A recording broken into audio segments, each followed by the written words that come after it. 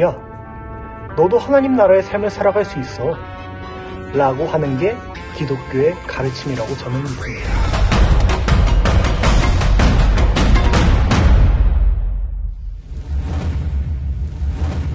그리스도인들이 살아가는 방식이란 무엇일까요?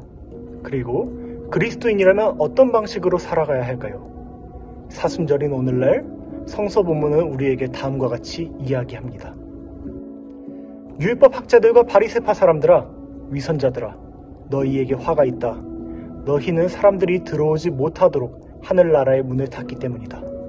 너희는 자기도 들어가지 않고 들어가려고 하는 사람도 들어가지 못하게 하고 있다.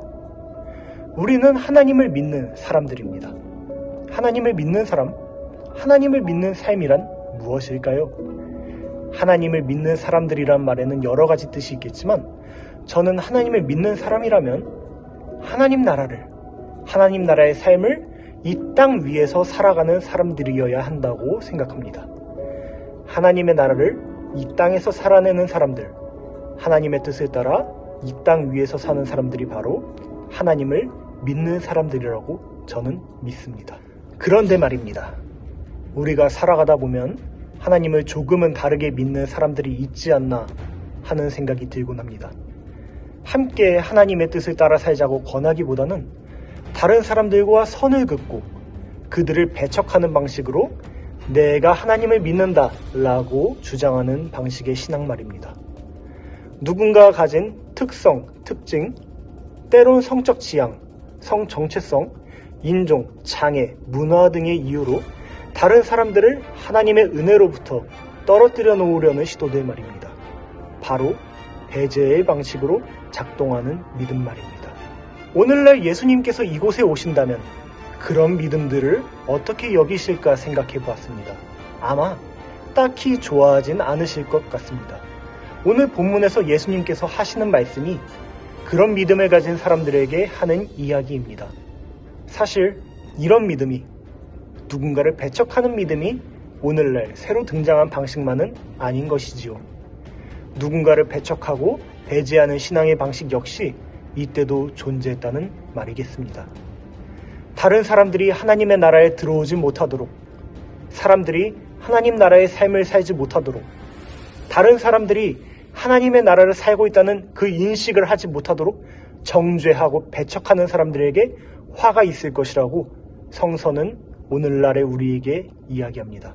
그리고 이 정죄와 배척은 하나님 나라를 살아가는 방식이 아니라 자기도 하나님 나라에 들어가지 않는 방식이라고 성경은 우리에게 이야기합니다. 네, 사실 기독교의 신앙 방식은 우리의 점수를 깎는 그런 방식은 아니라고 저는 생각합니다.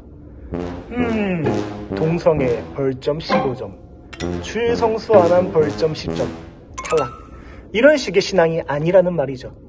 오히려 기독교의 신앙 방식은 상당히 특이해서 모든 사람을 일단 죄인이라고 치고 예수님께서 우리에게 제안하는 방식입니다. 야, 너도 하나님 나라의 삶을 살 수 있어 라고 말이죠. 한번 같이 생각해 볼까요? 예수님께서 오늘날 우리가 살고 있는 이 사회로 오신다면 어디로 가장 먼저 가시고 누구를 가장 먼저 만나볼까요? 저는 가장 먼저 이 땅에 분쟁이 가득한 곳들, 이 땅의 가장 아픈 곳들을 먼저 가시지 않을까 생각합니다.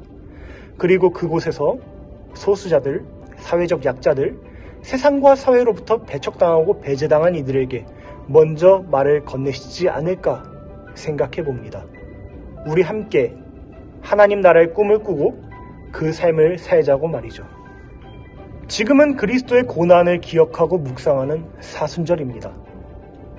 우리는 이 절기를 통해서 예수 그리스도의 고난에 동참하고 또 이 세상의 아픔과 고난을 돌아보고 거기에 대해서 동참하고 또한 우리를 성찰합니다. 그리스도인이 살아가는 방식이란 무엇일까요? 저는 오늘 이 말씀을 통해 예수님께서 우리에게 주시는 그리스도인이 살아가는 방식은 바로 포용이라고 생각합니다. 우리 함께 하나님의 나라를 살아가는 것이라고 생각합니다.